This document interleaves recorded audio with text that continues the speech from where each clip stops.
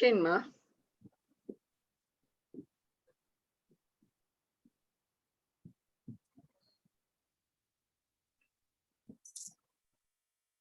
Unmute చేసుకోండి. ఓం శ్రీ గురుభ్యో నమః. హర హర శంకర, జయ జయ శంకర. పరమ పూజ్యులు శ్రీ శంకర విజయేంద్ర సరస్వతి స్వామి వారి చరణార విందములకు హృదయపూర్వక నమస్సులు. అఖండ సెలయేటిలా కొనసాగుతున్న భాస మహాకవి రచించిన నాటకాలలో మునుపటి భాగంలో ప్రతిమా నాటకము గురించి మనం గురువుగారి అమృత వాక్కుల ద్వారా తెలుసుకున్నాము. ఈ రోజు అభిషేక నాటకమును వివరించమని గౌరవనీయులైన శ్రీ దేవి ప్రసాద్ గారిని మనస్ఫూర్తిగా మా సాంప్రదాయ పాఠశాల తరపున ఆహ్వానిస్తున్నాము.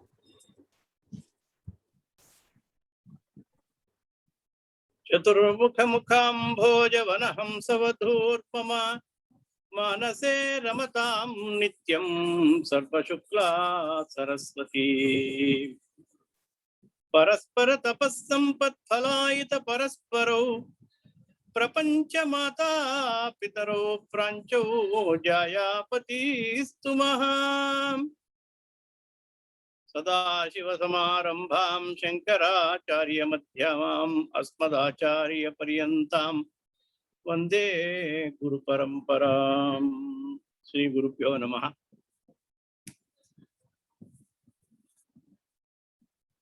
ఈ రోజున అభిషేక నాటకం, భాస విరచితమైనటువంటి అభిషేక నాటకం గురించి సంగ్రహంగా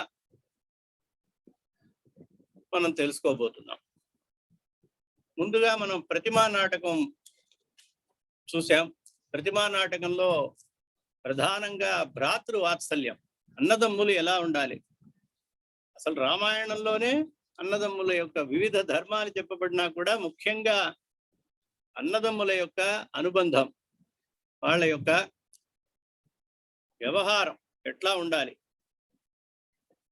అన్నగారు తమ్ముడి పట్ల ఎట్లా ఉండాలి, తమ్ముడు అన్నగారి పట్ల ఎట్లా ఉండాలి, ఆ సంబంధ బాంధవ్యాలు, ప్రేమానురాగాలు ఎట్లా ఉండాలి అనేది దానికి ఆదర్శంగా నిలిచినటువంటి భరతుడు రాముడు వీళ్ళిద్దరి మధ్య ఉండేటువంటి ప్రేమానురాగాల్ని కళ్ళకి కట్టినట్టుగా మనకి భాసకవి వర్ణించడం చూసాం. పాదుకా పట్టాభిషేకం జరగడం, అలా భరతుని యొక్క ప్రాశస్త్యం గురించి తెలుసుకున్నాం.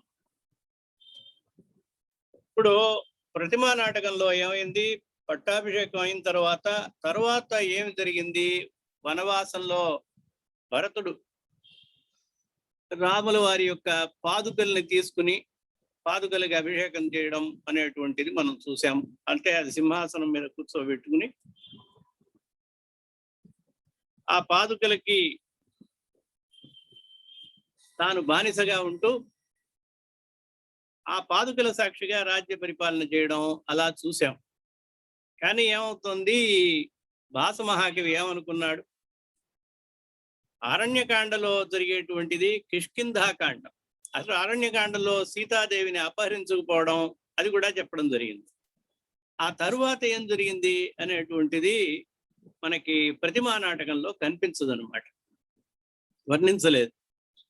స్ట్రైట్ అవే సాక్షాత్తుగా పట్టాభిషేకం అనడం చూసాం. కానీ ఈ మధ్యలో జరిగినటువంటి అంటే కిష్కింధాకాండ, సుందరకాండ, యుద్ధకాండలో ప్రస్తావించినటువంటి వాల్మీకి రామాయణంలో గల కథని నాటకబద్ధంగా చేయలేదన్నమాట. ప్రతిమా నాటకంలో లేకపోవడం వల్ల ఆ కిష్కింధాకాండ, సుందరకాండ, యుద్ధకాండ అంతర్గతమైనటువంటి కథని నాటక రూపంలో సంగ్రహంగా ఇక్కడ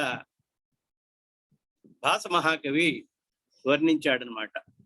కాబట్టి ఈ అభిషేక నాటకం అనేటువంటి దాని యొక్క కథా వస్తువు ఏమిటంటే, కథ కిష్కింధాకాండ, సుందరకాండ, యుద్ధకాండలో జరిగినటువంటి రామచరిత్రం ఏదైతే ఉందో అది చివరికి పట్టాభిషేకం అన్నమాట. అంటే ఎలా మనకి యుద్ధకాండలో చివరికి రాముల వారికి పట్టాభిషేకం జరుగుతుందో అలా ఇక్కడ పట్టాభిషేకంతో ముగుస్తుంది అనమాట. కాబట్టి ఈ యొక్క అభిషేక నాటకంలో మొత్తం 6 అంకాలు ఉన్నవి మనం చూస్తాం. మొట్టమొదట ఆరంభంతోనే సుగ్రీవుడి యొక్క సుగ్రీవుడు రాముడి యొక్క ఇద్దరి యొక్క సఖ్యత, అగ్నిసాక్షికంగా వీళ్ళిద్దరూ స్నేహితులు అవడం, ఆ స్నేహాన్ని బలపరుచుకుంటూ పరస్పరము ఒడంబడిక చేసుకోవడం. ఎందుకంటే తుల్య యోగక్షేమాలు అంటే ఏంటంటే ఇద్దరికి ఒకటే అవస్థ. ఎలా అవస్థ అంటే రాముని యొక్క భార్యని రావణాసురుడు ఎత్తికెళ్ళాడు, సుగ్రీవుని యొక్క భార్యని వాలి అన్నగారైనటువంటి వాలి అనుభవిస్తున్నాడు. కాబట్టి ఈయన కూడా భార్య లేకుండా రాజ్యం లేకుండా ఉన్నాడు. ఆయన తండ్రి యొక్క మాటకి సత్యవాక్ పరిపాలన కోసం ఆయన రాజ్యాన్ని వదిలిపెట్టిన వాడే, ఆయన కూడా రాజ్యహీనుడు. దాంతో పాటు ప్లస్ పత్నీహీనుడిగా ఉన్నాడు అనమాట. ఇప్పుడు సీతని పోగొట్టుకున్నాడు. కాబట్టి ఇద్దరికి కూడా సమానమైనటువంటి ఒక యోగక్షేమాలు ఉన్నాయి. అంటే ఆపద, కష్టాలు.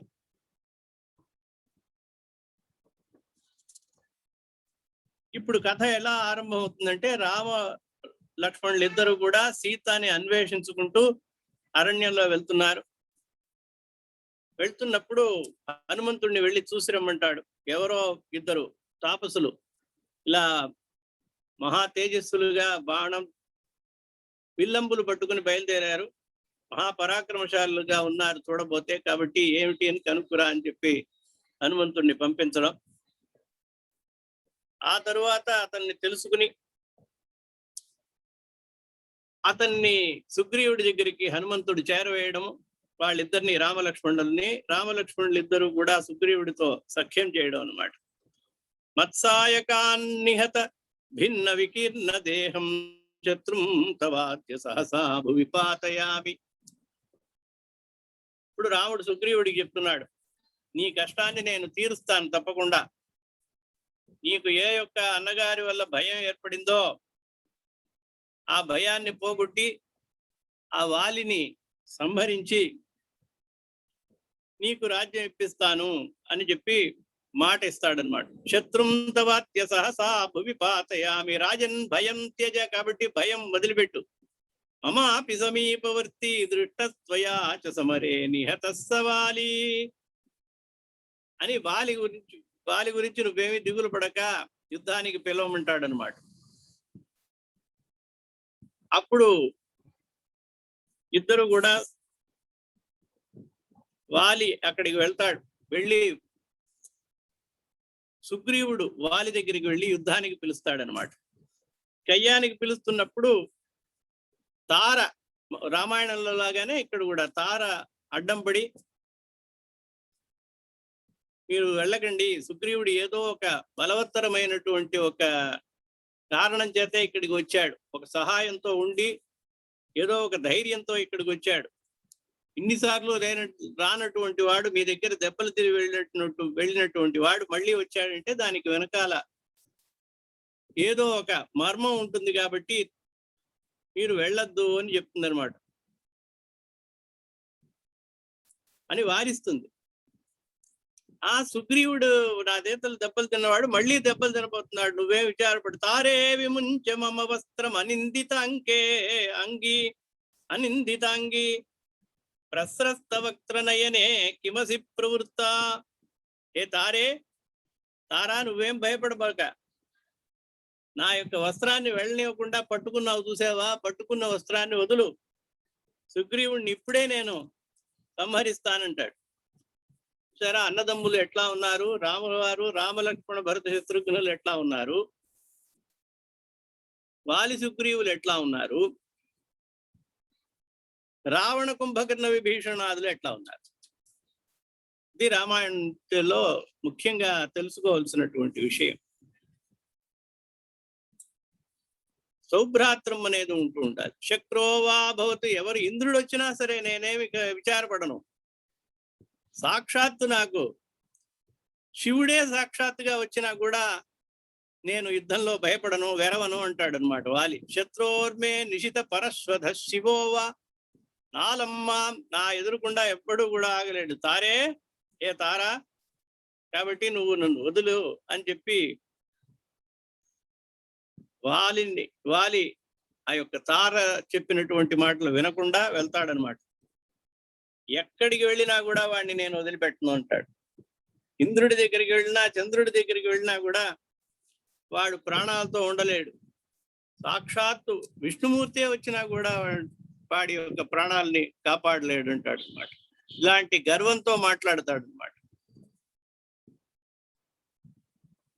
అప్పుడు రాముల వారు మాట ఇచ్చిన ప్రకారం ఆ యొక్క వాలిని తన యొక్క బాణంతో సంహరిస్తాడనమాట. వాలి కింద పడిపోతాడు. మరణించేటువంటి సమయంలో దెబ్బతిని కింద పడినటువంటి వాలి అప్పుడు రాముల వారిని నిందిస్తాడనమాట. యుక్తంభో నరపతి ధర్మమాస్థితేన యుద్ధే మాం చలయితుం అక్రమేణ రామా. ఏ రామా, నీకు న్యాయమేనా ఇది? యుద్ధంలో అక్రమంగా అవినీతికి పాల్పడి వెనకాల నుంచి నన్ను బాణప్రయోగం చేశావు. యుద్ధే మాం చలయితుం అక్రమేణ రామా, సక్రమంగా నువ్వు గెలవలేదు. వీరేణ వ్యపగత ధర్మ సంశయేన, ధర్మం కొంచెం కూడా ఆలోచించకుండా నువ్వు చేసావు. ఈ విధంగా మోసపుచ్చి నన్ను కూల్చావు. లోకానాం చలం అపనేతు ముద్యతేన, కాబట్టి ధర్మ సంస్థాపన చేస్తానని నువ్వు ధర్మ విరుద్ధమైనటువంటి ఒక పనిని చేశావు. హే రామా, భవతా సౌమ్య రూపేణ, సౌమ్యంగా బయటికి ఉంటూ, సౌమ్య స్వభావుడుగా ఉంటూ మంచి కీర్తిని సంపాదించినటువంటి వాడివై ధర్మతత్పరుడు అని చెప్పి రామో విగ్రహవాన్ ధర్మ అంటారన్నమాట. అంటే ఇది వాలి చెప్తున్నాడు, ఇదే సిద్ధాంతం అనుకోబోకండి అని అడుగుతాడు. చాలా మంది ఏంటంటే ఈ పూర్వపక్షాన్ని చాలా ఈజీగా తీసుకుంటారనమాట. తర్వాత ఏం చెప్తున్నారు అనేటువంటిది వినరు,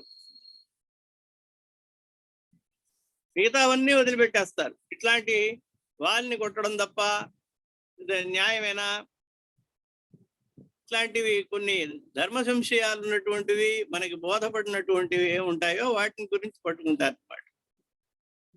అది మిగతా మంచి విషయాలని వదిలిపెట్టేస్తారు.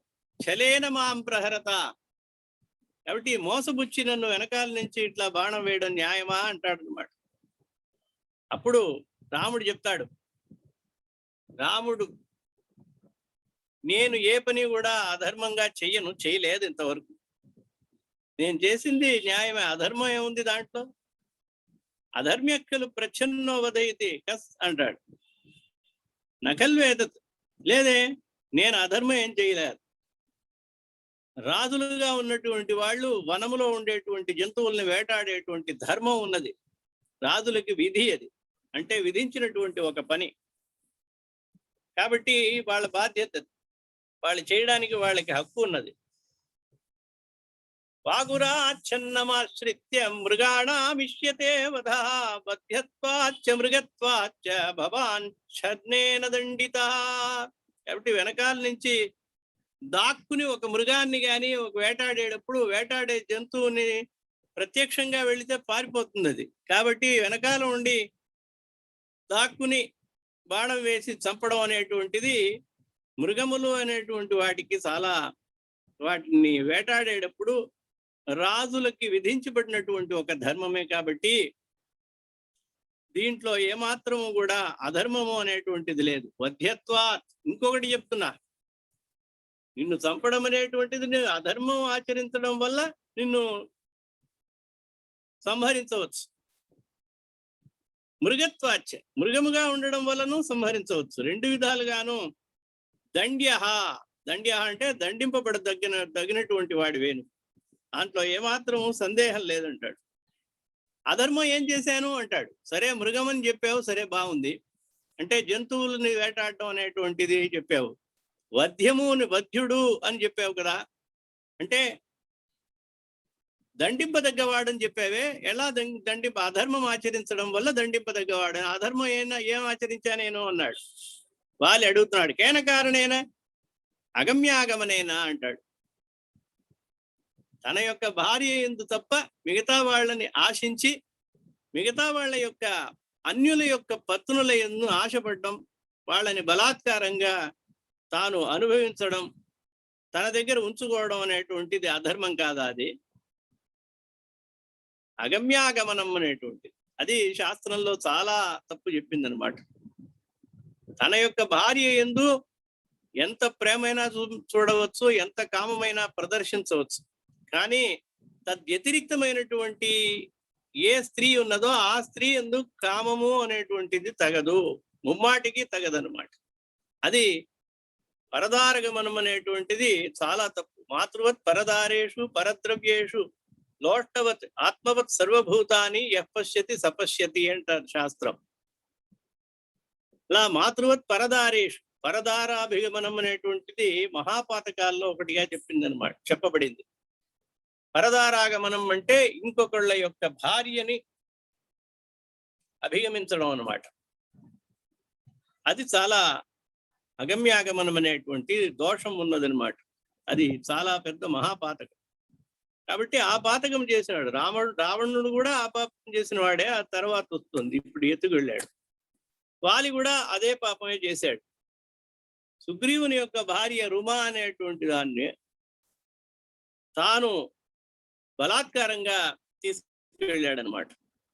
కాబట్టి దండింపదగ్గ వాడివే అనడంలో సందేహం ఏమాత్రం లేదు. అందువల్లనే నేను దండించానని చెప్తాడు. సుగ్రీవేణ అభిమృష్టాభూ ధర్మపత్ని గురోర్మమ. కాబట్టి నేనేం చెప్తున్నాను, సుగ్రీవుడు నా పత్నిని తాను సొంతం చేసుకోలేదా అని అడుగుతాడు అనమాట. అప్పుడు కూడా రాముల వారి సమాధానం చెప్తారు. ఆయన వాలి నువ్వు మరణించావు అనుకున్నాడు. మృగధర్మము అనుకున్నా కూడా మృగముల్లో కూడా ఏంటంటే ధర్మము, జ్యేష్ఠుని యొక్క భార్యని అతను లేడు, మరణించాడు అనుకున్నాడు. వాలి మరణించాడు. ఆ యొక్క రాక్షసుడితో యుద్ధం చేస్తూ అక్కడ గుహ నుంచి రక్తం వస్తూ ఉంటే ఆ రక్తాన్ని చూసి వాలి చనిపోయాడు అనుకుని సుగ్రీవుడు భ్రాంతి చెంది ఆ భ్రమతో తాను రాజ్యానికి వెళ్ళి పట్టాభిషేకం చేసుకున్నాడు, తాను రాజుగా ప్రకటించుకున్నాడు. అప్పుడు వాలి యొక్క భార్య సుగ్రీవుని యొక్క అధీనంలో ఉన్నది. అప్పుడు నువ్వు మరణించావనుకున్నటువంటి ఒక విషయం అక్కడ. కాబట్టి ఇప్పుడు అలా లేదే, సుగ్రీవుడు బతికే ఉన్నాడు కదా. కాబట్టి కనిష్ఠుడైన యొక్క భార్యని ఈ విధంగా తాను బలాత్కారంగా అనుభవించడం అనేటువంటిది అధర్మం. కాబట్టి ఏ విధంగానూ నువ్వు చేసే ధర్మం కాదు కాబట్టి సంహరించాను అని చెప్పి ఈ ఘట్టంలో చెప్తాడనమాట. ఈ విధంగా అయిన తర్వాత ఆ యొక్క వాలి యొక్క వధం అనేటువంటిది అయిన తర్వాత వాలి కూడా రాముల వారు చెప్పినటువంటి ఆ యొక్క సమాధానానికి, మీరు చెప్పింది ముమ్మాటికి సత్యమే, నేను చేసినది అధర్మమే, ఒప్పుకుంటున్నానని చెప్పి అంగీకరించాడనమాట. అంగీకరించిన తరువాత అంగదుణ్ణి పిలిచి సుగ్రీవుణ్ణి కూడా పిలిచి అంగదుణ్ణి సుగ్రీవుని యొక్క అధీనంలో ఉండమని చెప్పి ఆజ్ఞాపించి ఉపదేశించి అక్కడి నుంచి స్వర్గానికి వెళ్తాడనమాట వాలి. ఈ విధంగా అయిన తర్వాత ఇది అరణ్యకాండ, కిష్కింధాకాండలో ఉండేటువంటి ఆ యొక్క విషయం. ఆ తరువాత 3వ అంకములో థర్డ్ యాక్ట్ అంటారు కదా, అదే థర్డ్ యాక్ట్ లో సెకండ్ యాక్ట్ సుగ్రీవుడి యొక్క ఆజ్ఞ చేత అందరూ కూడా వానరులందరూ సీతను వెతకడానికి బయలుదేరారు అన్నమాట సుగ్రీవుని యొక్క ఆజ్ఞ చేత. ఎందుకంటే సుగ్రీవుడి అనుకున్నది జరిగింది, సుగ్రీవుడికి పట్టాభిషేకం అయింది, సుగ్రీవుడి యొక్క రాజ్యాన్ని మళ్ళీ పొందాడు. తన యొక్క శత్రువు అయినటువంటి అన్న సంహరింపబడ్డాడు, అతని యొక్క అభీష్టం నెరవేరింది, అంతటితో అయిపోయింది. రాములు వారు చూడండి ఎంతటి ఉదారమైనటువంటి స్వభావం. ఆయన సుగ్రీవుడికి పట్టాభిషేకం చేశాడు, విభీషణుడికి పట్టాభిషేకం చేశాడు, మిత్రులందరికీ పట్టాభిషేకం చేసిన తర్వాత తాను పట్టాభిషేకం చేసుకున్నాడు. ఈ విధంగా రాముల వారి చరిత్ర చూస్తే మనకు తెలుస్తుంది అనమాట. ఇలా వానరుల సమూహములన్నీ వేరే వేరే దిక్కుల్లో సీతాదేవిని వెతకడం కోసం వెళ్ళినప్పుడు అంగదుణ్ణి దక్షిణ దిక్కుకి పంపిస్తాడనమాట. ఆ దక్షిణ దిక్కుకి వెళ్తున్నప్పుడు సంపాతి యొక్క ఉపదేశం వల్ల, అంటే జటాయు యొక్క అన్నగారైనటువంటి సంపాతి అనేటువంటి ఆయన ఆ పక్షి యొక్క ఉపదేశం వల్ల ఫలానా చోట రావణాసురుని యొక్క లంకలో యొక్క సీతాదేవి ఉన్నది అనేటువంటి విషయాన్ని, ఆ లంక ఎక్కడ ఉంటుంది అనేటువంటి విషయాన్ని కూడా చెప్పినటువంటి వాడే అన్నమాట.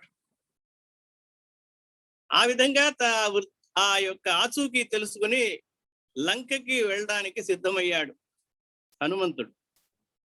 అది ఈ యొక్క రెండవ అంకంలో ఒక విశేషం అన్నమాట. హనుమంతుడు లంకా ప్రవేశం చేస్తాడు, అంతా సంగ్రహంగా చెప్పాడనమాట. అంటే ఇవన్నీ నాటకంలో చూపించడం కష్టం, అందుకని ఇవి సంగ్రహంగా ఒక పాత్ర ద్వారా తెలియజేస్తారనమాట. ఆ విధంగా హనుమంతుడు గత ప్రవిశతి హనుమాన్ అంగుళీయక హస్త అంగుళీయక ప్రధానం. ఇది చాలా విశేషం అన్నమాట. అంగుళీయకము ఆయన ఇవ్వడము, అది చేతిలో తాను పెట్టుకున్నాడు హనుమంతుడు. అహో రావణ భవన విన్యాస, రావణాసురుడి యొక్క లంక యొక్క వైభవాన్ని అంతా చూసి కళ్ళారా చూస్తాడు. అంతా బంగారుమయం, స్వర్ణమయమైనటువంటిది అనమాట. లంక మొత్తం, ప్రాసాదాలు మొత్తం, ఆ బిల్డింగ్స్, భవనాలు అన్నీ కూడా రత్నమయములు, నవరత్న ఖచ్చితంగా ఉంటుంది. నవరత్న ఖచ్చితం సింహాసనం ఉంటుంది, లేకపోతే మనం ఉంగరం వేసుకోవడానికే ఆలోచిస్తాం. అలాంటిది నవరత్న ఖచ్చితమైనటువంటి భవనాలు అక్కడ. ఒక భవనం స్వర్ణం అంటే, ఒక భవనం వైడూర్యం, వజ్రం, మాణిక్యము, మరకతాలు ఇలా ఉంటాయన్నమాట.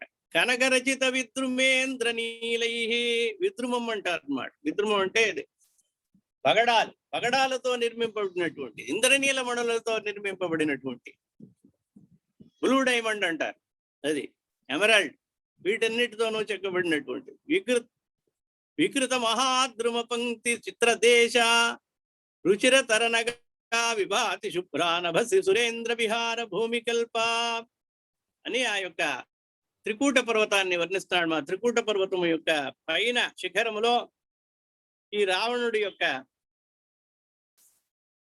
భవనము, ఆ భవనం రావణ గృహములో ఎక్కడ ఉన్నది సీత అనేటువంటిది వెతుకుతూ ఉంటాడు అన్నమాట.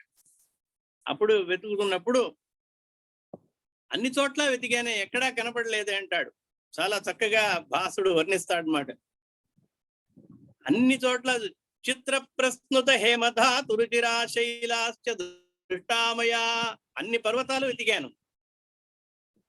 నానావారి చరాండజైర్విరచిత దృష్టామయా దీర్ఘికా, ఎన్నో సరస్సులన్నీ చూశాను, కొలలుల్ని చూశాను, నదములు అన్ని వెతికాను, అన్ని తోటలు వెతికాను, అన్ని పర్వతాలు వెతికాను, అన్ని ప్రదేశాలు వెతికాను. నిత్యం పుష్ప ఫలాఢ్య పాదపయుతా దేశాశ్చ దృష్టామయ సర్వం దృష్టమిదం హి రావణ గృహే సీతాన దృష్టామయ. కానీ సీతామ్మ వారిని చూడలేకపోయాను, అన్ని చోట్ల చూశాను. అంటే రామాయణంలో చెప్పినట్టుగానే ఇక్కడ కూడా చాలా బాధపడతాడు. ఇట్లా సీతని చూడకుండా నేను కనుక లంక నుంచి వెళ్తే రాముడు నన్ను ఏమనుకుంటాడు, సీతామ్మ వారి యొక్క ఆచూకీ తెలియకుండా ఉంటే ప్రాణాలు కోల్పోతాడు. ఆ విరహంలో ఇక సీత ఎక్కడా లేదనుకుని రాముడు ప్రాణాలు విడుస్తాడు. రాముడు ప్రాణాలు విడిస్తే లక్ష్మణుడు బతకలేడు, లక్ష్మణుడు ప్రాణాలు విడుస్తాడు. వారిద్దరూ ప్రాణాలు విడిచిన తర్వాత ప్రాణ స్నేహితుడు మాట ఇచ్చిన మాట నిలబెట్టుకోలేకపోయామని సుగ్రీవుడు ప్రాణాలు వదులుతాడు. ఆ స్నేహితుడికి స్నేహితులిద్దరూ కూడా ప్రాణం కోల్పోయినప్పుడు నేను బతికి ఉండడం వ్యర్థం అనుకుని సుగ్రీవుడు అలాగే వాళ్లతో పాటు ఉన్నటువంటి వానరులందరూ కూడా మరణిస్తారు. వీళ్ళ యొక్క వార్త విని భరతుడు ప్రాణంతో ఉంటాడా? అప్పుడు భరతుడు ప్రాణత్యాగం చేస్తాడు. ఈ అన్నదమ్ములందరూ పోయిన తర్వాత, కొడుకులందరూ పోయిన తర్వాత మేముందా ఎందుకు అని చెప్పి కౌసల్య, సుమిత్ర, కైకేయి మొదలైనటువంటి వాళ్ళు కూడా ప్రాణాలు విడుస్తారు. కాబట్టి రఘువంశం మొత్తం కూడా ఈ రాముల వారి వంశము బంధువులందరూ కూడా ఇలా ప్రాణత్యాగం చేసేస్తారు. కాబట్టి తప్పకుండా సీతని చూసే ఇక్కడి నుంచి వెళ్ళాలి, కానీ సీతని చూడకుండా ఇక్కడి నుంచి వెళ్ళకూడదు. ప్రాణాలైనా వదిలేయచ్చు. కనీసం ఇక్కడ హనుమంతుడు రాలేదనుకుంటారు, అంతే, ఎక్కడో ఉంటుంది అనుకుంటారు. వెళ్ళి సఫలంగా మనం సీతని చూడలేదంటే రాముల వారు నన్ను నిలువునా దహించి వేయవచ్చు, రాక్షసి అని అనుకుంటాడనమాట. ఇంతటి ఆలోచన చేస్తూ అక్కడ చూసేటప్పటికీ ఆ యొక్క సించుపా వృక్షంలో, అశోకవనంలో రాక్షసి పరివృత వికృత సుమధ్యమ నీలజీవూత మధ్యస్థ విద్యుల్లేఖేవ శోభతే. రాక్షస స్త్రీల మధ్యలో ఆ యొక్క సుమధ్యమ అత్యంత సౌందర్యవతి అయినటువంటి కాంతివంతమైనటువంటి ఆ యొక్క సీత అమ్మవారు వెలిగిపోతున్నది అంటాడు. ఎట్లాగూ వేదంలో మనకి శ్రీ సూక్తంలో ఉన్న అర్థాన్ని ఒక 6 శ్లోకంలో ఆయన వర్ణిస్తున్నాడు భాస మహాకవి. నీలజీమూత మధ్యస్థ విద్యుల్లేఖేవ శోభతే అంటాడు. నీలతో యద మధ్యస్థ విద్యుల్లేఖేవ భాస్వర నీవార శోకవత్తన్వి పీతాభాస్వత్యనూపమా తస్యా అని మనకి చెప్తున్నదన్నమాట. వేదం చెప్తోంది నారాయణ సూక్తంలో. నీలతో యద మధ్యస్థ, ఎలాగైతే నీలమైనటువంటి నీలివర్ణములో ఉండేటువంటి మేఘముల మధ్యలో విద్యుల్లేఖేవ భాస్వర, మెరుపు తీగ ఎలా ప్రకాశిస్తుందో ఆ విధంగా లక్ష్మీదేవితో ప్రకాశిస్తున్నాడు అంటారు, వేదం చెప్తోంది మహావిష్ణువు. ఆ అర్థాన్ని ఇక్కడ ఈ సీతామ్మవారిని చూసినప్పుడు హనుమంతుడు అనుకుంటున్నాడు అని ఈ భాస మహాకవి ఇక్కడ ఆ యొక్క ఉపమానాన్ని చెప్తాడనమాట. ఎలా ఉన్నది అమ్మవారు నాడు? నీలతో నీల జీమూత మధ్యస్థ. ఆ రాక్షస స్త్రీలందరూ నల్లగా కూర్చుని ఉన్నట్టు అక్కడ మేఘంలాగా. ఆ మేఘంలాగా నల్లగా ఉన్నటువంటి రాక్షస స్త్రీల యొక్క మధ్యలో విద్యుల్లేఖేవ శోభతే, మెరుపు తీగలాగా చక్కని వర్ణంతో స్వర్ణవర్ణంతో పెరుస్తూ ఉన్నటువంటి అమ్మవారిని చూశాను అంటాడనమాట. అలా ఆవిడ యొక్క ఏకవేణీధర అని రామాయణంలో వర్ణిస్తాడు సుందరకాండలో. అది అలాగే ఇక్కడ కూడా కవి అస్థిత భుజగ కల్పాం ధారయంతి ఏకవేణీం, నల్లని నాగుపాములాగా ఉండేటువంటి త్రాచువలే ఉండేటువంటి త్రాచుపాములాగా ఉండేటువంటి నల్లని కురులని జడని ధరించినటువంటిది ఏకవేణి, సన్నని నడుము కలిగినటువంటిది, అనశన కృషదేహ, భోజనం ఆహారము తీసుకోకపోవడం వల్ల కృషించి ఉన్నటువంటి దేహంతోనూ అనవరతము రాముణ్ణి తలుచుకుంటూ కన్నీరు విడుస్తున్నటువంటి ఆ కన్నీటి ధారలతో నల్లబడినటువంటి ముఖము కలిగినటువంటిది, సరసిజ వనమయం మాలేవ ఆతపే విప్రవిర్ధ, ఎండ తగిలి వాడిపోయినటువంటి తామర పువ్వులతో కూడినటువంటి సరస్సు ఎలా ఉంటుందో ఆ విధంగా అమ్మవారు ప్రకాశిస్తోంది అంటాడు సీతామ్మవారు. ఆ తరువాత రావణుడు వచ్చాడు. అంటే సుందరకాండ విషయాన్ని అలాగే ఈ నాటకంలో తీసుకొస్తున్నాడు అనమాట. తీసుకొచ్చి మేఘముతో ఆవృతమైనటువంటి చంద్రలేఖ వలె ఉన్నది, చంద్రుని యొక్క కళ వలె రాక్షస స్త్రీల పరివృతమైనటువంటి వాళ్ళ చేత ఆవరింపబడినటువంటిదై వారి మధ్యలో ఆ రాక్షస స్త్రీల మధ్యలో ఉన్నటువంటి మైథిలి, రాజతనయ పత్ని రామస్య మైథిలి అని రావణాసురుడు బలవంత పెడతాడనమాట. 2 నెలలు అవకాశం ఇస్తున్నాను,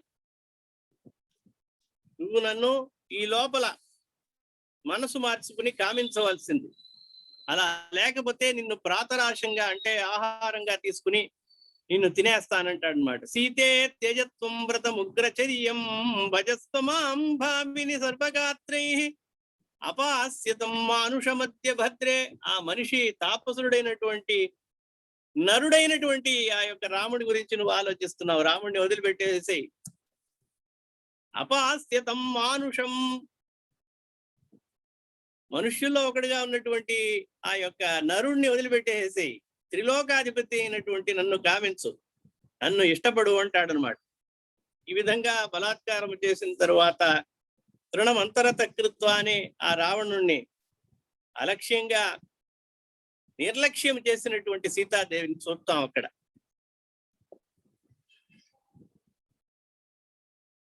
అలా వరతను తనుగాత్రి అని తన యొక్క కామాన్ని అంతా కూడా సీతమ్మ వారి దగ్గర చూపిస్తాడనమాట. వరతను అంటాడు, సుందరమైనటువంటి ఒక స్త్రీకి ఉండవలసినటువంటి సమస్త లక్షణాలు నీ యందు ఉన్నాయి. ఎందుకు అనవసరంగా ఆ నరుణ్ణి ఆశపడతావు?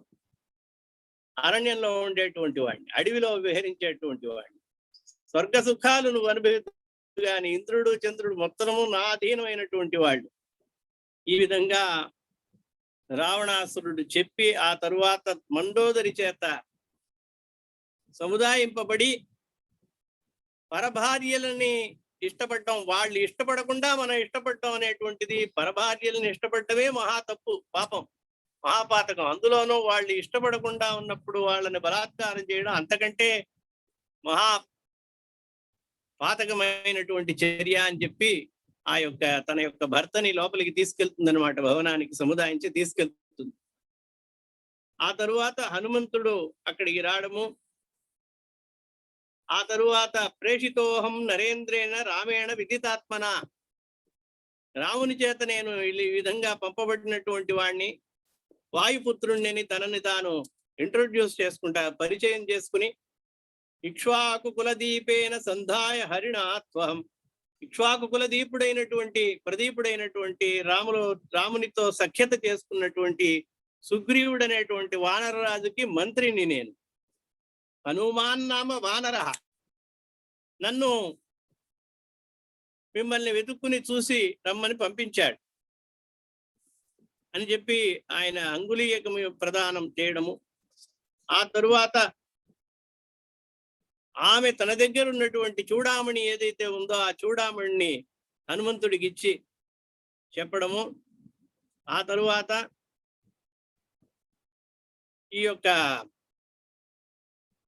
హనుమంతుడిని పిలిచి, పుత్రుడిలాగా పిలిచి, తత్వావాలి ఆ యొక్క రాముల వారిని ఎట్లాగైనా కూడా రావణాసురుణ్ణి సంహరించేట్లు ప్రేరేపించిన ఆయన, తొందరగా ఆయన లంకకి చేరుకోవాలి, లంకకి చేరుకుని రావణ సంహారము చేసి నన్ను విడిపించాలి అని ప్రార్థిస్తుందన్నమాట. అలా అతి దీనమైనటువంటి ఒక స్వరంతో ఆవిడ చెప్పడం, మా విషాదేన, అమ్మా నువ్వు ఎక్కువ విచారపడవలసిన అవసరం లేదు.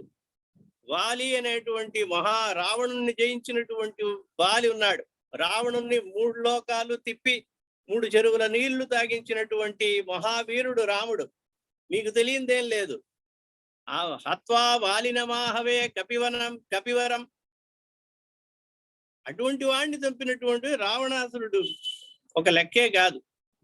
కాబట్టి నువ్వేమీ విచారపడక్కర్లేదు. తప్పకుండా మా విషాదేన రామోహి ప్రగృహీత మహాచాప, ఆయన తన యొక్క ధనుస్సుని ఎక్కుపెట్టి వానరసేనతో కదలి ఈ యొక్క లంకకి తరలి వచ్చి ఈ దశగ్రీవుణ్ణి, దశకంఠుణ్ణి తప్పకుండా యుద్ధంలో మట్టు పెట్టి నిన్ను కాపాడుతాడు అంటుంది. నేనేం కలగంటలేదు కదా అంటుంది సీతమ్మ వారి. కిన్ను ఖలు స్వప్నోమయా దృష్ట భద్ర అపి సత్యం నజానామి. ఇంత చెప్పినా కూడా ఈవిడికి ఇంకా కష్టం తీరలేదని ఆ యొక్క హనుమంతుడు చాలా బాధపడతాడు అన్నమాట. అలా చెప్పి, అమ్మా తప్పకుండా రాముడు వస్తాడు, వచ్చి తీరుతాడని చెప్పి ఆవిడ దగ్గర ఉన్నటువంటి ఆ చూడామణిని తీసుకుని శోకపరవశురాలుగా ఒక తప్పైనటువంటి నిర్ణయాన్ని అనే సాహసాన్ని చేయకండి, ఏమాత్రము కూడా చేయొద్దు. ఈ కష్టాన్ని ఎలాగో అలా ఈ 1 రోజులు 2 నెలలు ఓర్చుకోండి. తప్పకుండా రావణాసురుణ్ణి సంహరించడానికి ఎటువంటి పరిస్థితుల్లోనూ రాముడు వస్తాడు అని చెప్పి ధైర్యం చెప్తాడనమాట. ఈ విధంగా పరభృత గణజుష్టం పద్మ షండాభిరామం సురుచిర తరుషండం తోయదాభం త్రికూటం. ఆ త్రికూటం ఆ పర్వతం నుంచి ఒక్క దూకులో రాముల వారు ఉన్న చోటికి రావడం అనేటువంటిది చేస్తాడనమాట. ఆ తర్వాత దానికి ముందర లంకా దహనం అదొకటి. అది కూడా ఇక్కడ చాలా చక్కగా రావణాసురుడి యొక్క అంటే సీతమ్మ వారి దర్శనం అయిన తర్వాత ఆమెను చూసుకోవడం అయిపోయింది. ఆమె యొక్క ఆచూకీ తెలిసింది, యోగక్షేమాలని తెలిసినవి. తెలిసిన తర్వాత ఉట్టిగా వెళ్ళకూడదు. శత్రువు యొక్క బలం ఏముంటున్నది, రావణుడికి ఒక హితవు చెప్పేసి తన యొక్క బలాన్ని కూడా వానరుల యొక్క బలాన్ని కూడా ఒకసారి చూపించి ఆ తరువాత మనం మళ్ళీ రాముల వారి దగ్గరికి వెళ్ళాలి అనేటువంటిది హనుమంతుని యొక్క మహాప్రాజ్ఞుడు, ఆయన మహామేధావి, నవవ్యాకరణ పండిత నవవ్యాకృతి పండిత అంటాడు హనుమంతుడు. అలా అంతటి చక్కని నేర్పరి ఒక జ్ఞాని, మహాభక్తుడు, అలాగే రాజకీయ చతురత కలిగినటువంటి వాడు. అందుకనే బుద్ధి బలం యశ ధైర్యం నిర్భయత్వం అరోగతాం అని చెప్తారు. అజాడ్యం వాక్పటుత్వం చ హనుమత్ స్మరణాత్ భవేత్ అని సుందరకాండ చదివితే ఈ యొక్క మనకి లాభాలు ఉంటాయన్నమాట. బుద్ధి సూక్ష్మత అయింది. అందుకని ఆలోచించి ఎలాగో అలాగో ఒక కయ్యం పెట్టుకోవాలి, ఒక యుద్ధం వచ్చేట్టుగా చేసుకోవాలి. అంటే ఒక పోట్లాట పెట్టుకోవాలి. పోట్లాట పెట్టుకోవాలంటే ఏం చేయాలి, వాళ్ళకి చాలా ప్రీతికరమైనటువంటి ఒక వస్తువుని నాశనం చేయాలి. నాశనం చేస్తే వెంటనే కోపం వస్తుంది. అక్కడ వాళ్ళు పోయి రావణాసురుడికి చెప్తారు. రావణుడికి చాలా ప్రీతికరమైనటువంటిది అశోకవనం. కాబట్టి అశోకవనాన్ని మనం కనుక చిందరవందర చేసినట్లయితే తప్పకుండా మనం రావణాసురుడి దగ్గరికి వీళ్ళు తీసుకెళ్తారు. లేదు రావణుడు మనుషుల్ని వాళ్ళని రాక్షసుల్ని పంపిస్తారు. తన యొక్క పరాక్రమాన్ని చూపించి చివరికి ఎట్టకేలకి రావణుడి యొక్క దర్శనాన్ని చేసుకుని అతనికి ఒక హితవు చెప్పి వెళ్ళాలి అనుకున్నాడు అనమాట. అందుకని వెళ్ళినటువంటి వాడు, దూత అయినటువంటి వాడు ఆ పనులన్నీ కూడా నెరవేర్చాలి. కేవలము చూసి రమ్మంటే, మనం ఊరికనే సామెత చెప్తారు, చూసి రమ్మంటే కాల్చి వచ్చాడు, అంత బాగా పనిచేశాడని అర్థం అనమాట. మనం తప్పుగా ప్రయోగం చేస్తున్నాం. కేవలం చూసి వస్తే చాలు అని చెప్పలేదు ఆయన.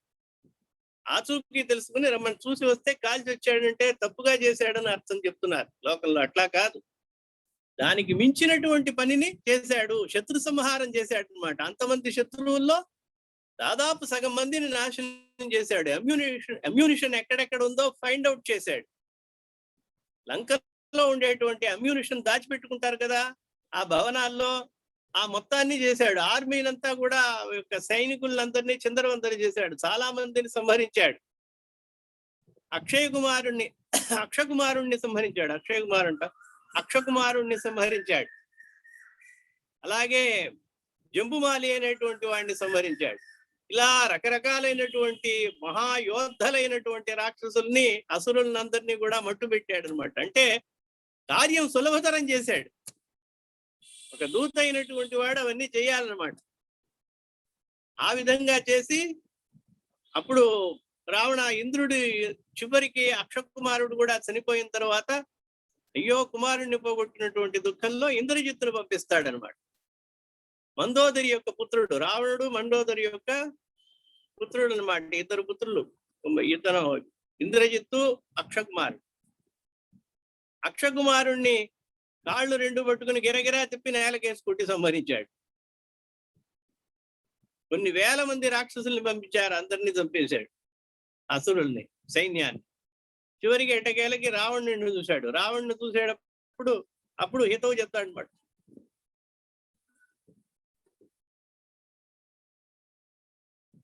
జిత్వా త్రైలోక్యమాజౌ ససుర ధనుసుతం ఎన్మయా గర్భితేన క్రాంత్వా కైలాసమీశం. కైలాస పర్వతాన్ని కూడా ఎత్తినటువంటి పరాక్రమశాలిని నేను. లబ్ధ్వా తస్మాత్ ప్రసాదం, పరమేశ్వరుని యొక్క అనుగ్రహాన్ని సంపాదించినటువంటి నేను నంది చేత శాపం పొందాను. ఆ నంది చేత శాపం పొందడం ఒక్కటే నేను చేసింది. ఆ నందియే సాక్షాత్తుగా ఇక్కడ హనుమంతుడిగా వచ్చాడా అనిపిస్తుంది అనమాట. ఇదే వాల్మీకి రామాయణంలో కిమేష భగవాన్ నంది అంటాడు. నంది భగవాను చేత శపింపబడినటువంటి వాడు రావణాసురుడు. కోతి నువ్వు అవతలికి వెళ్ళినప్పుడు ఏ కోతినైతే ఏ నందినైతే నన్ను కోతిని పరిహసించావో ఆ కోతి చేతయే నీ లంక అంతా కూడా సర్వనాశనం అవుతుందని శాపం ఇవ్వడం వల్ల, ఆ శాపం వల్ల ఆ నంది భగవానుడే అవతారం ఎత్తి మళ్ళీ హనుమంతుడిగా వచ్చాడా అంటాడు. అది ఇక్కడ జ్ఞాపకం చేసుకుంటున్నాడు. కాబట్టి హనుమంతుడు హితవు చెప్పింగానే నువ్వు సీతని తప్పకుండా సమర్పించేసి ప్రాణాల్ని కాపాడుకో అని చెప్పంగానే కోప సంరక్త నయనుడైనటువంటి రావణాసురుడు వెంటనే హనుమంతుడిని సంహరించడానికి ఆజ్ఞాపించంగానే అప్పుడు విభీషణుడు అడ్డుకుంటాడు అనమాట. అడ్డుకుని మయోక్తో మైథిలి తస్మై బహుశోదీయతామితి. దూతను ఎప్పుడు కూడా చంపకూడదు, సంహరించకూడదు, అది న్యాయం కాదు అని చెప్తాడు. అప్పుడు ఏం చేయమంటావు? హనుమంతుడు ఎవరో తెలుసుకో అసలు అన్నప్పుడు చెప్తాడు. అంజనాయాం సముత్పన్న మారుతస్య ఉరతస్సుతః. అంజనాదేవికి గర్భసంభూతుడైనటువంటి నేను వాయు భగవానుడి యొక్క సుతుణ్ణి. ప్రేషితో రాఘవేణాహం హనుమాన్ నామ వానరః. హనుమంతుడు అనేటువంటి వానరుణ్ణి నేను వచ్చాను అని పరిచయం చేసుకుంటాడు. సరే, ఇప్పుడు ఎందుకు వచ్చావంటాడు. అప్పుడు శ్రూయతాం రామశాసనం, రాముడు ఏమి ఆజ్ఞాపించాడు అనేటువంటిది చెప్తున్నాను విను, బాగుపడ్డానికి ఒక ఆలోచన చెప్తున్నాను అంటాడు. రాముడి యొక్క శాసనమా? రాముడి యొక్క మెసేజ్ అని చెప్పు, రాముడి యొక్క మాటగా నేను చెప్తున్నానని చెప్పని రామ శాసనం అంటాడు అనమాట హనుమంతుడు. అలా కవి ఇక్కడ ప్రయోగం చేస్తాడు. రామ శాసనాన్ని విన్న ఆజ్ఞ అన్నమాట. రాముడి యొక్క ఆజ్ఞ. త్రిలోకాధిపతి అయినటువంటి రావణాసురుడికి రాముడు ఒక తాపసుడు ఆజ్ఞ చేయడమా? చిచ్చి అంటాడు. ఈ తక్షణం వీడిని బంధించండి, చంపండి అంటాడు. అన్యతామయం వానర. విభీషణుడు చెప్తాడు, ప్రసీదతు మహారాజా మీరు అట్లా అనకూడదు. దూతగా వచ్చినటువంటి వాడిని మనం చెప్పకూడదు. ఏం చెప్తున్నాడు వినండి అంటాడు.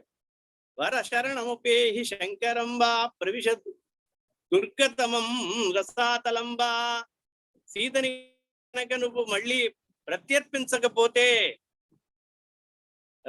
రాముడికి ఒప్పచెప్పకపోతే ఏమవుతుందనట, నిన్ను ఈశ్వరుడు కాదు ఎవరొచ్చినా కూడా కాపాడలేడు. నువ్వు పాతాళానికి వెళ్ళినా, ఏ దిక్కుకి వెళ్ళినా, ఎక్కడికి వెళ్ళినా కూడా నిన్ను సంహరింపక మానను. శరవర పరిభిన్న సర్పగాత్రం, నా యొక్క బాణముల చవి చూసి నువ్వు యమసదనానికి, యముడికి అతిథిగా వెళ్ళవలసినటువంటి అవస్థ ఏర్పడుతుంది. యమసదనం ప్రతియాపయామ్యహం త్వాం అని రాములు వారు చెప్పారు అంటాడు. అనంగానే కోపం తెచ్చుకున్నటువంటి రావణుడు అతన్ని సంహరింపబోగా విభీషణుడు వారించి రావణుడికి కోతులకి అత్యంత ప్రియమైనటువంటి తోక ఒకటి ఉన్నది కదా, ఆ తోకని వాళ్ళకి అంగవిహీనుడిగా చేయడమో అలాంటివే చేయొచ్చు, కానీ దూతని సాక్షాత్తుగా మనం చంపకూడదని, సంహరించకూడదు అని చెప్పంగానే, హత్య చేయకూడదని చెప్పంగానే ఆ మాట వినేసేసి, కోతులకి తోక అంటే చాలా ప్రియం కాబట్టి తోకకి మంట పెట్టమని చెప్తాడు అన్నమాట. తోకని కాల్చేయమని చెప్తాడు. ఈ విధంగా తోకని కాల్చేయంగానే, ఆ కాల్చిన తర్వాత మనందరికీ తెలిసి ఏమవుతుంది అనేది. ఆ విధంగా లంకా దహనం అనేటువంటిది చేస్తాడు. సర్వమైనటువంటి లంకను దహించుకుపోతుంది అనమాట. ఈ విధమైనటువంటి కార్యాన్ని చేసుకున్న తర్వాత సీతాదేవి యొక్క యోగక్షేమాలు అంటే ఈ సర్వత్రా లంక మొత్తము కాలిపోతూ ఉండడం వల్ల ఆ అగ్ని వల్ల సీతాదేవికి ఏమన్నా అపకారం ఏర్పడిందో, కీడు సంభవించిందా అని తెలుసుకునేందుకోసం మళ్ళీ ఒకసారి ఆవిడ్ని దర్శనం చేసుకుని అలా రాముల వారిన చోటికి వస్తాడనమాట. ఈ తర్వాత ఏమవుతుంది, విభీషణుడు ఆయనకి ఉపదేశం చేయడం, ఎవరికి? రావణాసురుడికి. ధర్మార్థ తత్వం తెలిసినటువంటి విభీషణుడుగా, ఒక తమ్ముడుగా నేను చెప్తున్నాను. ఎందుకంటే బంధువు అయినటువంటి వాడు ఎప్పుడు కూడా, మిత్రుడైనా బంధువు అయినా హితాన్ని ఒక సమయంలో కాకపోతే ఒక సమయంలో అయినా బోధించాలి. బోధించకపోతే ఇక వాళ్ళ బంధుత్వం ఎందుకు? తప్పు చేసినప్పుడు తప్పు అని చెప్పాలి. ఆ విధంగా విభీషణుడు సీతని నువ్వు మళ్ళీ ఇచ్చేయాలి అని చెప్పంగానే రావణాసురుడు చాలా కోపగించినటువంటి వాడి ఆ విభీషణుడిని తరిమి వేస్తాడనమాట అక్కడి నుంచి. ఆ విధంగా రావణుడి చేత తిరస్కరింపబడినటువంటి వాడే శత్రుపక్షమైనటువంటి రాముల వారి దగ్గర శరణాగతి ఇవ్వడం అనేటువంటిది 4వ అంకంలో మనం తెలుసుకుంటాం అన్నమాట. 4వ అంకంలో రాజన్ త్వత్కారణాదేవ భ్రాత్రా నిర్విషయీకృత దృష్ట తత్వ ధర్మార్థ తత్వోయం సాధు సంశ్రిత వత్సల. విశుద్ధమైనటువంటి మనస్సుతో విభీషణుడు అయినటువంటి నేను ఇక్కడికి వచ్చాను అని చెప్పి రాముల వారి దగ్గర శరణు వేడతాడనమాట. శరణు వేడంగానే అప్పుడు రాముల వారి గురించి చెప్తాడు విభీషణుడు. సాక్షాత్తు శ్రీమన్నారాయణుడే ఇక్కడికి అవతరించాడు కాబట్టి అటువంటి ఉత్తమోత్తముడు పురుషోత్తముడైనటువంటి రాముణ్ణి నేను శరణాగతి పొందుతున్నాను అని చెప్పి శరణాగతి వేడతాడు. అలా విభీషణ శరణాగతి ఘట్టము ఆ యొక్క తరువాత ఘట్టంలో చూపబడుతుంది. అది అయిన తర్వాత సముద్రాన్ని లంఘించడం ఎట్లాగు అనేటువంటిది ఆలోచించి సముద్రము మీద బాణము వేయడానికి సిద్ధమైనప్పుడు అప్పుడు వరుణ భగవానుడు సాక్షాత్తుగా అక్కడికి వచ్చి రాముల వారి దగ్గర ప్రత్యక్షమయ్యి నారాయణస్య నరరూపముపాశ్రితస్య కార్యార్థమభ్యుపగతస్య కృతాపరాధః దేవస్య దేవరిపుదేహరాత్ ప్రదూర్ణం భీతశరాన్ శరణమేనముపాశ్రయాపి మానుషం రూపమాస్థాయ శంఖచక్ర గదాధరః. శంఖచక్ర గదాధారి అయినటువంటి శ్రీ మహావిష్ణువే రాక్షస సంహరణార్థమై ఈ యొక్క లోకములో అవతరించినటువంటి వాడు, భూలోకంలో అవతరించాడు. కాబట్టి అటువంటి నారాయణుడికి నేను సహాయం చేయకుండా ఉంటానా అని చెప్పి ఆ యొక్క నారాయణుడి స్వరూపమైనటువంటి రాముల వారిని నమస్కరిస్తాడు. నమస్కరించి మీ ఆజ్ఞ ఏమిటి? నమో భగవతే త్రైలోక్య కారణాయ నారాయణాయ. త్రైలోక్య కారణుడైనటువంటి జగత్కారణుడైనటువంటి నారాయణునికి నమస్కరిస్తున్నాను. మీ అభీష్టం ఏమిటో చెప్పండి అంటాడు. అనగానే నా మీద కోపం వలదు అంటాడు. రాజపుత్ర కుత కోపః రోషేణ కిమలం తవా. కాబట్టి మీరు ఏమి నా మీద కోపగించుకోండి, మీ అభీష్టం ఏముందో దాన్ని నేను నెరవేరుస్తాను అంటాడు. అయితే ఇప్పుడు మాకు దారి వదలమంటాడు. లంకకి వెళ్ళాలి కాబట్టి లంకలో మాకు దారి వదలాలి అనగానే సముద్రుడు 2గా చీలిపోతాట. అట్లా ఇక్కడ నాటకంలో అలా వర్ణించాడనమాట. ఇటుపక్క ఒక సముద్రం, అటు ఒక సముద్రంగా ఒకే సముద్రమైనటువంటి 2గా చీలి మధ్యలో ఉండేటువంటి నేల కనబడుతుంది అనమాట. లంకాగమనే మార్గం దాతుమర్హతి భవాన్ అంటాడు. ఏష మార్గ అని వెంటనే ఆ వరుణదేవుడి యొక్క మహిమ వల్ల ఈ సముద్రమే 2 చీలికలుగా మారి ఇటుపక్క అటుపక్క ప్రవహిస్తూ మధ్యలో ఒక మార్గం ఏర్పడుతుంది అన్నమాట. సాంప్రతం ద్విధాభూతైవ దృశ్యతే జలనిధి. సముద్రమే 2 అయింది నాయన, చక్కగా మనం వెళ్ళొచ్చు అని ఈ విధంగా వెళ్ళంగానే వెళ్తూ ఉన్నప్పుడు శుకుడు సారణుడు అనేటువంటి 2 రావణుడి యొక్క దూతలు వస్తారన్నమాట. అంటే స్పైస్, ఏం జరుగుతోంది ఏమిటి అని చూడటం కోసం కోతి వేషం వేసుకుని కోతులుగా కలిసిపోయి శుకుడు సారణుడు అనేటువంటి 2 రాక్షసులు అక్కడ వచ్చి పట్టుబడతారు. పట్టుబడిన తర్వాత వాళ్ళిద్దరిని సంహరించాలి, వెంటనే వాళ్ళని శిక్షించాలి అనేటప్పుడు రాములు వారు చెప్తారనమాట. అది రాములు వారి యొక్క గుణం, కరుణామయుడు అనేటువంటిది. సరే, వీళ్ళని చంపినందువల్లనో వీళ్ళని శిక్షించినందువల్ల మనకి ఏమాత్రము లాభం లేదు. మనం రావణుడితో యుద్ధం చేయాలి. వీళ్ళు ఉంటే ఎంత, పోతే ఎంత. వీళ్ళని మనం సంహరించి ఏం కావాలి మనకేంటి ఫలం? అనయో శాసన దేవానమే వృద్ధిర్భవిష్యతి. నాకేమన్నా సీత దొరుకుతుందా వీళ్ళిద్దరిని సంహరిస్తే?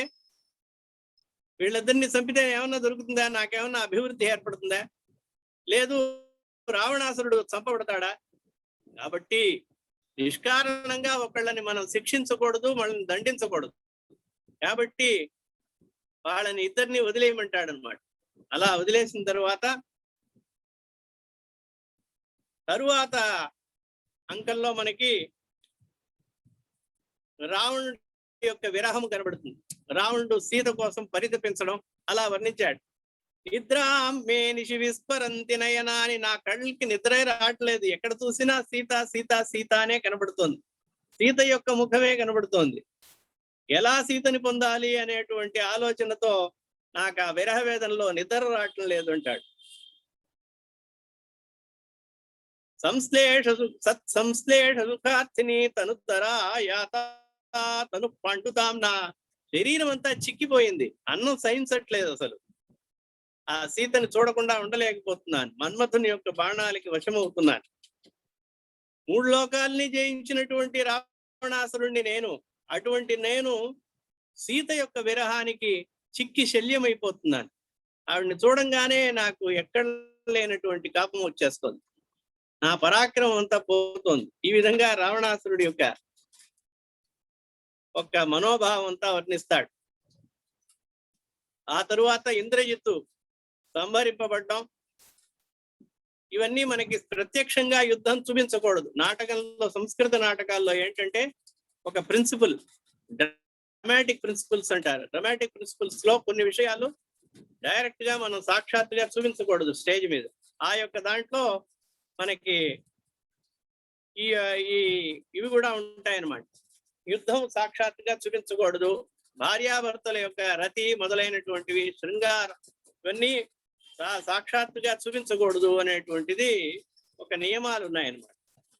అందుకని ఇంద్రజిత్తును పోగొట్టుకున్నటువంటి రావణుడు హావత్స సర్వ జగతాం జ్వరకృతాస్త్ర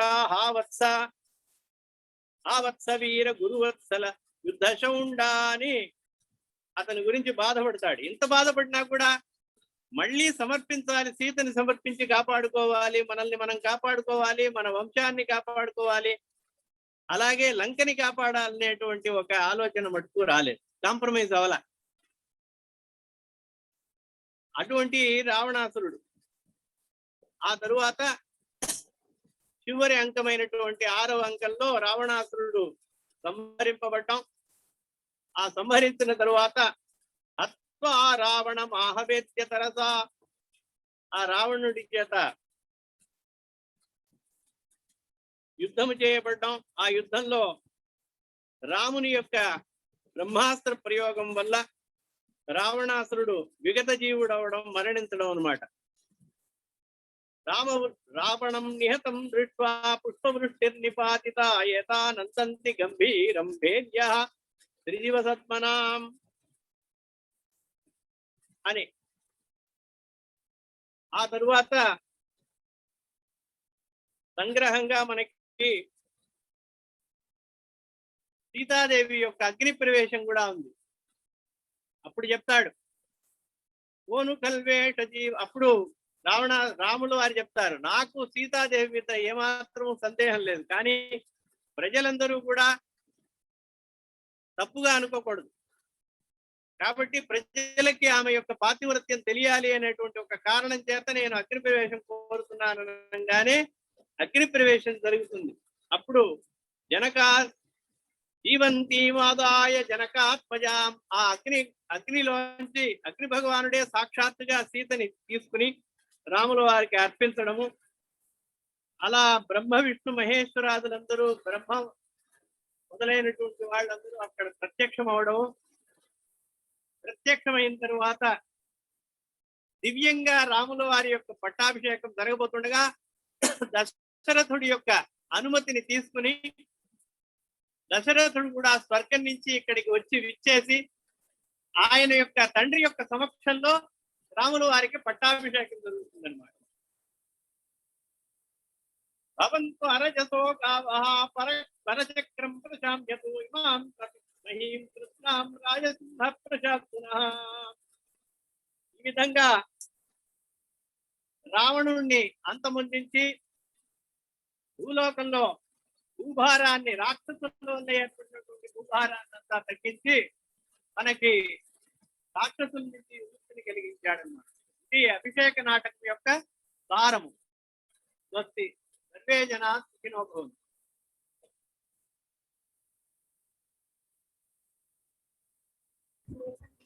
ఆ తరువాత మనం పాంచరాత్రం అనేటువంటి నాటకం గురించి తెలుసుకుందాం. మహాభారతంలో ఉండేటువంటి నాటకాన్ని తదనంతరము మనం తెలుసుకుందాం. షట్ అంకాలు కలిగిన అభిషేక నాటకం గురించి మృగధర్మమును వివరించిన శ్రీరామచంద్రమూర్తి విశిష్టతను, స్నేహ త్యాగ సోదర ధర్మమును ఆచరించిన రఘువంశమును, మహాపాతకమును కలిగించే కార్యములను, వాటి వలన కలిగే వినాశ దోషాలను, సుందరాకాండ వైశిష్టతను, నరసింహ భగవాన శాపమును, ఎన్నో ధర్మాలకు సత్యాలకు నియమమునకు ప్రతీకగా ఉన్న రామాయణమును ఎంతో చక్కగా వివరించిన గురువు గారికి మనస్ఫూర్తిగా ధన్యవాదాలు తెలియజేసుకుంటూ తరువాయి భాగంలో మరలా కలుసుకుందాం. ఏతత్ సర్వం రామార్పణమస్తు. సర్వే జనా సుఖినో భవంతు. లోకా సమస్త సుఖినో భవంతు.